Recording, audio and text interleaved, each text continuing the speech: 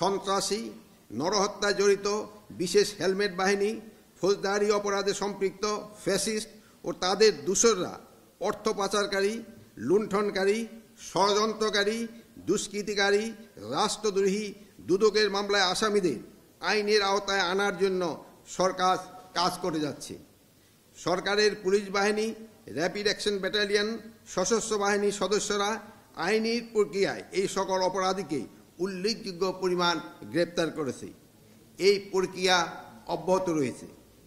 সারা দেশে অস্থিরতা সৃষ্টির অপতৎপরতাকারী তাদের সহযোগীদের আইনের আওতায় আনার লক্ষ্যে স্বরাষ্ট্র মন্ত্রণালয়ের আওতায় আইন শৃঙ্খলা রক্ষাকারী বাহিনী নিয়োজিত বাহিনীসমূহের সমন্বয়ে গত 8ই ফেব্রুয়ারি 2025 তারিখ হতে অপারেশন ডেভিল হান্ট অভিযান পরিচালনা শুরু হচ্ছে। স্বরাষ্ট্র মন্ত্রণালয় হতে সারা দেশে অভিযান সংশ্লিষ্টদের সামগ্রিক কার্যক্রম তদারকি করা হবে এবং স্বরাষ্ট্র মন্ত্রণালয়ের অধীনে স্থাপিত জয়েন্ট অপারেশন সেন্টারের মাধ্যমে অপারেশন ডেভিল হান্টের সার্বিক কার্যক্রম সমন্বয় করা এবং মেট্রোপলিটন এলাকায় মেট্রোপলিটন পুলিশ কমিশনার এবং জেলা পর্যায়ে বিজ্ঞ জেলা ম্যাজিস্ট্রেট এসপি এই অভিযান পরিচালনায় সমন্বয় করবেন।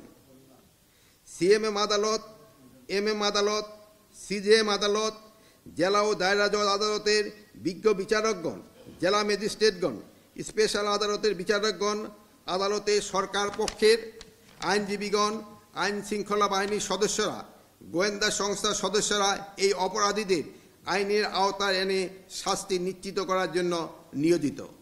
এছাড়া সরকার ঢাকা মেট্রোপলিটন এলাকায় 8 জন জুডিশিয়াল ম্যাজিস্ট্রেট পদায়ন করেছেন অপরাধীদের বিরুদ্ধে সামারি ট্রায়ালের জন্য।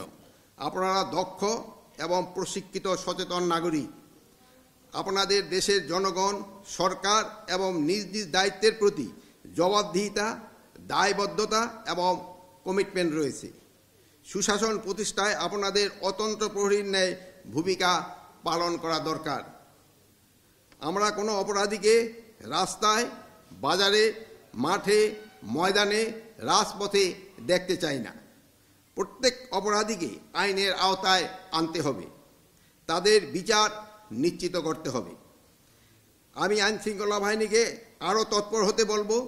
অপারেশন ডেভিল হান্টকে আমি বলবো, no devil should be escape from law enforcing agencies. আইনজীবীদের আমি বলবো, আপনারা আদালতে দায়েরকৃত প্রতিটি মামলায় ধার্য তারিখ এই সময়ে উপস্থিত থাকুন।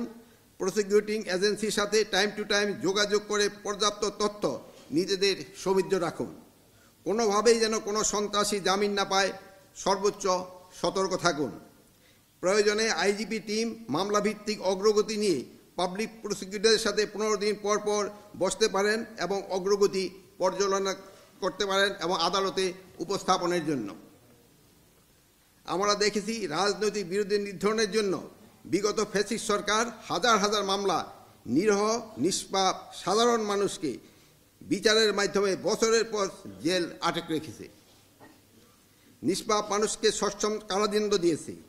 এই অন্যায় আচরণ বিচার হয়তো একদিন হবে।